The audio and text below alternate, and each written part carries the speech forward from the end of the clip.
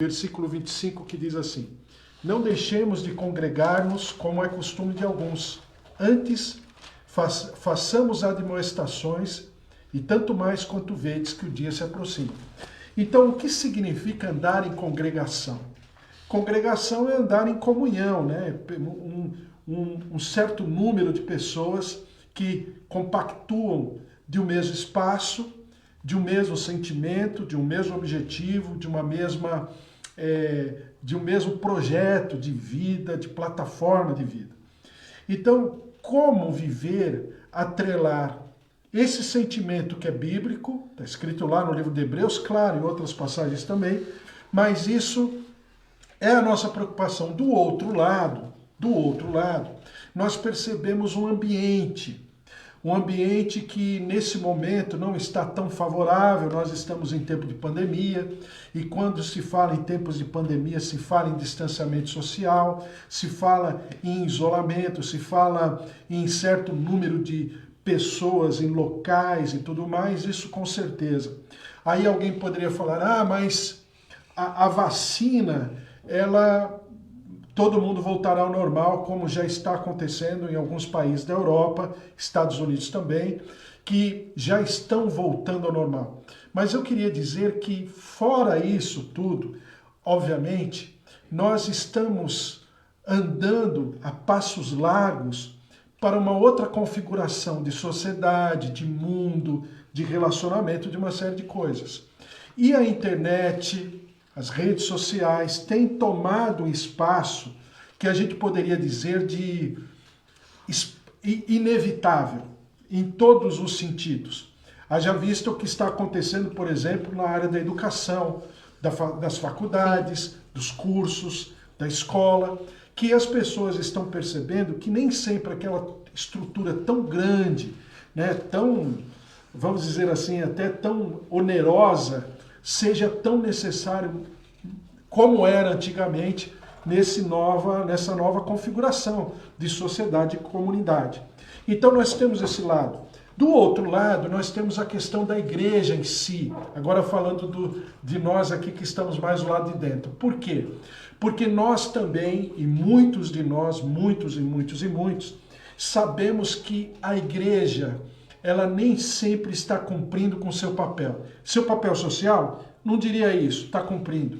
O seu papel, vamos chamar assim, dentro de uma sociedade, tudo, talvez sim. Mas nem sempre ela está cumprindo com o seu papel a respeito daqueles que frequentam aquela comunidade, aquele ambiente local. Né, por uma série de razões, porque ou as pessoas não estão sendo assistidas, ou as pessoas não estão encontrando espaço, ou entendendo o que é uma igreja, né? Por uma série de razões. Então nós estamos trabalhando esse momento de adequação e de acomodação. Sim.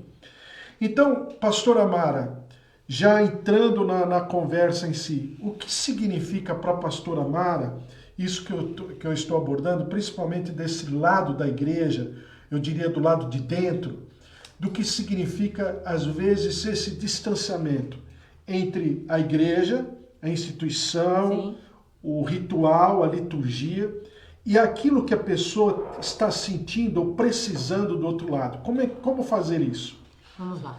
Primeiramente, boa noite, que delícia estar aqui com vocês. Obrigado a todos por estar conosco. Isso aqui é só o começo de uma grande caminhada que eu e o bispo pretendemos fazer, que é um sonho de Deus que nasceu no nosso coração. Deus transferiu para o nosso coração e com certeza, com muito carinho, muita responsabilidade, nós pretendemos fazer. Bom, respondendo à pergunta do bispo, igreja, na minha concepção, é um hospital espiritual. As pessoas chegam machucadas, as pessoas chegam feridas, deformadas, cheias de problemas, como todos nós. E o que está acontecendo hoje é que parece que as pessoas já chegam no lugar e elas já têm que estar perfeitas. Eu acho que muitas vezes a obra, ela acaba matando, a verdadeira obra acaba sendo morta por algo litúrgico. E as pessoas são atropeladas, nós vemos... Eu tenho essa experiência no sentido de... Eu, há um tempo atrás, tive um site onde eu atendia as pessoas que não estavam mais na igreja, estavam feridas, mas queriam estar na presença de Deus. E eu percebi que cada uma delas vinham com problemas, com rachaduras interiores, com as almas machucadas, com ferimentos que podiam muito bem ser curados nas igrejas, mas a pressa da obra fazia com que elas ficassem largadas, como se elas pudessem andar sozinhas. E as pessoas estão ali não para andar sozinhas, para serem inclusas em algumas coisas que elas não podiam ser. E o que acontece? Elas ficam ligadas a rituais que não levam a nada, mas a obra, a essência da obra, a essência da igreja, ela fica, digamos que, esperando a sua vez. E eu acho que essa não é a vontade de Deus.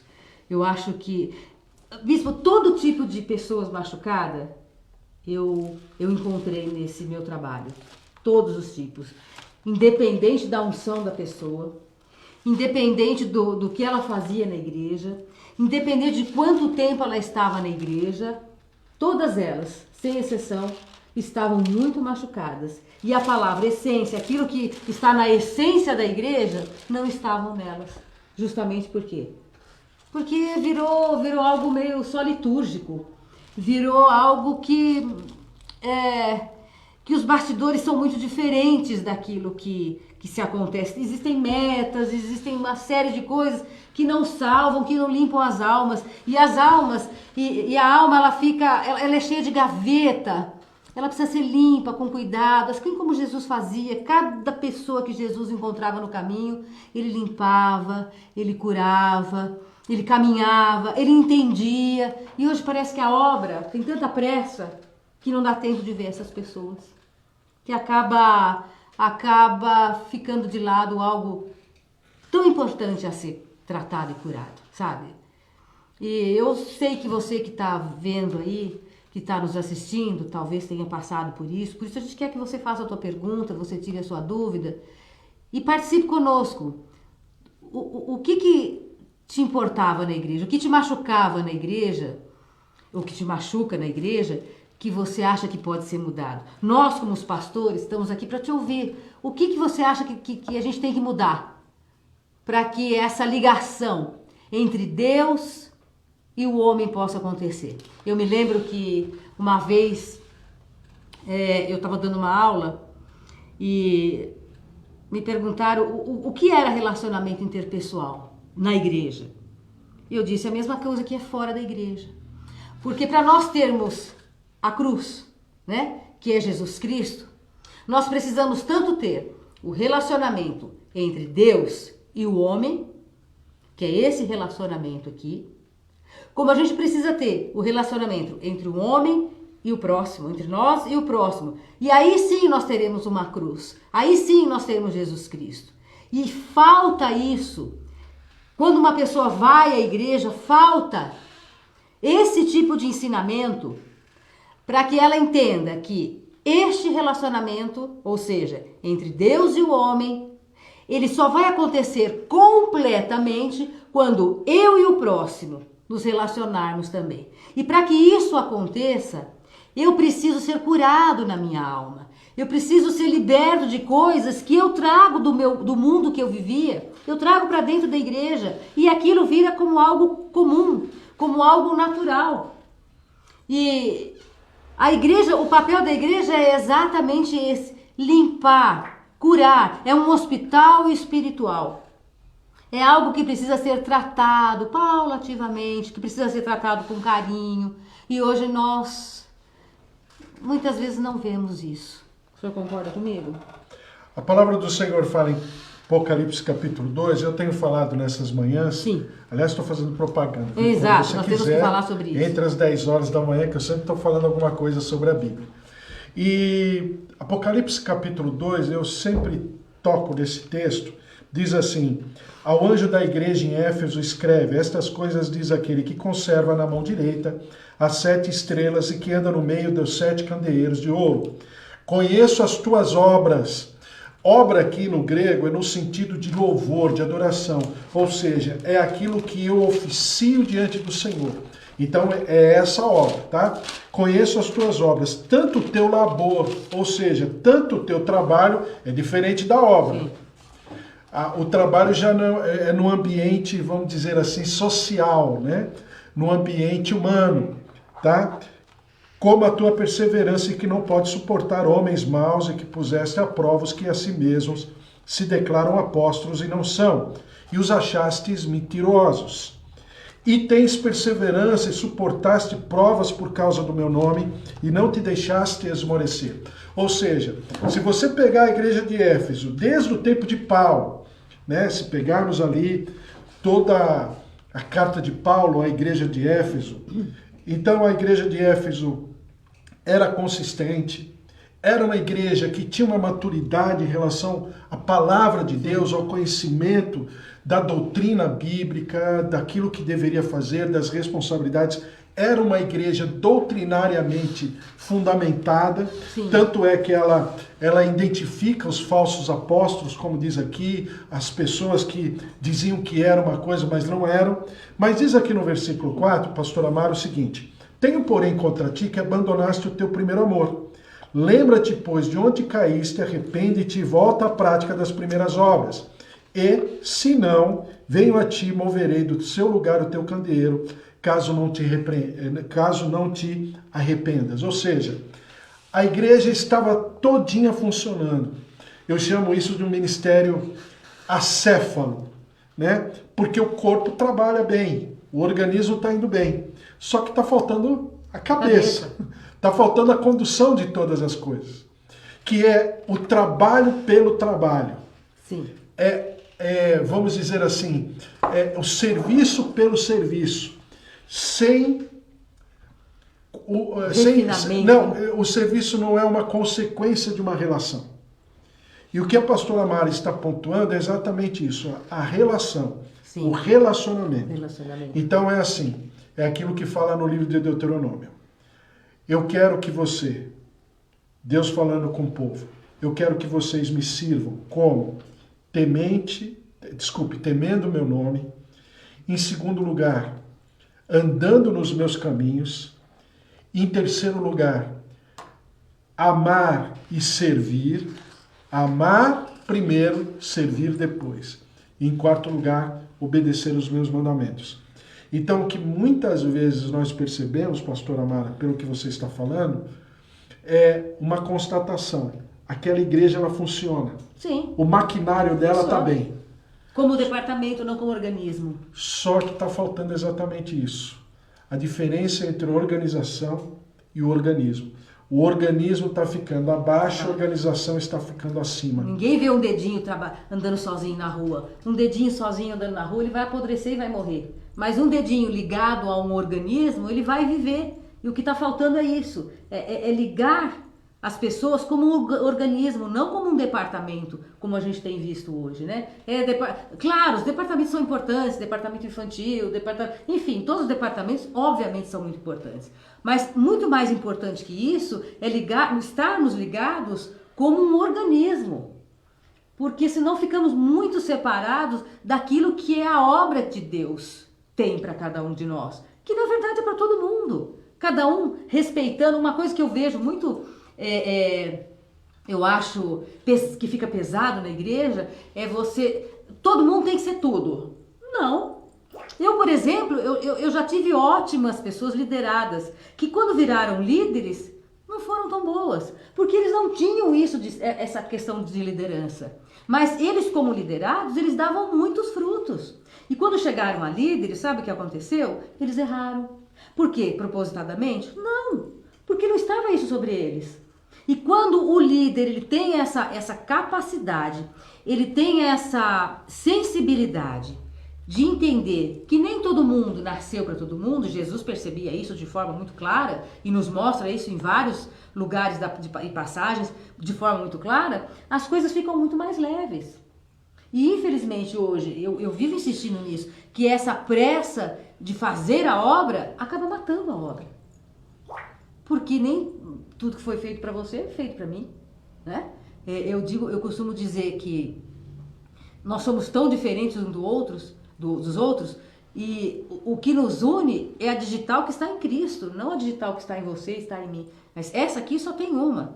E só vai ficar boa quando eu ligar o quê? No Espírito Santo de Deus. Então, tá faltando, sabe o que na igreja? Dar espaço para o Espírito Santo de Deus trabalhar. Deixa, todo mundo tá pondo ele muito numa gaiolinha, fechadinho, parece que ele tem que obedecer. Sabe o que me dá a impressão, bispo? Que as pessoas estão querendo ensinar o Espírito Santo de Deus a trabalhar.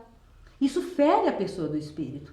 Isso limita, não porque ele seja limitado, porque a gente está querendo colocar o nosso limite em Deus. Então agora você faz, sabe, às vezes dá aquela impressão, pula 7 ondas no ano novo, que você vai ganhar ouro, sei lá o quê. Então agora você faz 7 dias de como é que chama? De campanha.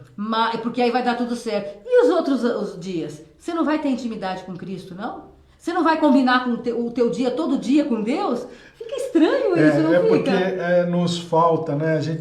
A gente tem um hábito de querer encontrar uma fórmula para cada coisa. Entendeu? Uma regra para cada situação. E, na verdade, não existem regras, né? Existe uma relação, um relacionamento. Claro que tudo dentro de uma, de uma ordem, de uma decência, de um bom senso, de uma coerência. Mas e é exatamente isso que você está falando. O que está faltando, em primeiríssimo lugar, acima de tudo, é o meu relacionamento com Deus. A quantas andam o meu relacionamento com Deus? O que Deus tem para mim? O que Deus tem para o meu futuro? O que Deus tem para, enfim, a minha casa, a minha família, os meus queridos? Primeiro, eu preciso me localizar me fortalecer. dentro claro, mas dentro da vontade do Senhor. Porque o Senhor, para cada um de nós, tem um manequim. Aquele manequim só vai servir em você. É a digital, exatamente. E aquele outro manequim só vai servir em mim. Então não tem como nós vivermos de uma maneira assim... eu vou falar a palavra pasteurizada, sabe? Sim. Alguma coisa assim, formatada, industrializada, rotulada, processada. Não, a minha relação com Deus, ela é orgânica. É única, gente. E ela precisa ser pontuada, destacada, exercitada, processada todos os dias. Não tem como. Aí alguém vai falar, mas não... E a igreja? A igreja, na verdade, é um congraçamento, uma comunhão de pessoas que desejam servir. Não é servir por servir, mas é porque ama. Ele vai expressar o serviço, mas por puro resultado. Por resultado, não, exatamente. Não é uma estratégia, eu estou indo ali para fazer tal coisa. Não, eu estou indo ali para ser curada. E quando eu sair dali, eu continuo sendo curada, porque a minha intimidade com Deus é tão grande que Ele está comigo 24 horas por dia. Ele não pode estar só comigo na igreja. Porque senão fica uma coisa meio que, como a gente via antigamente, né? Se ia na igreja de domingo, ali, e quando saía, você era a mesma pessoa, não tinha transformação, não tinha mudança. E aí vem as teologias, né? Exato. Por exemplo, fulano é do mundo. Isso. E o outro é da igreja. Poxa. A música é do mundo. Quem poderia falar melhor do que eu? Isso é o Douglas. O teu genro. Então, tem a música do mundo e a música sacra. Tem o palavreado do mundo e o palavreado da igreja. Mas você falou uma coisa muito séria que me remete, sabe o quê? As máscaras que a gente usa na igreja. E as máscaras que são usadas na igreja, e agora eu não estou falando de máscara física, que está tão em moda na pandemia, estou falando das máscaras de personalidade.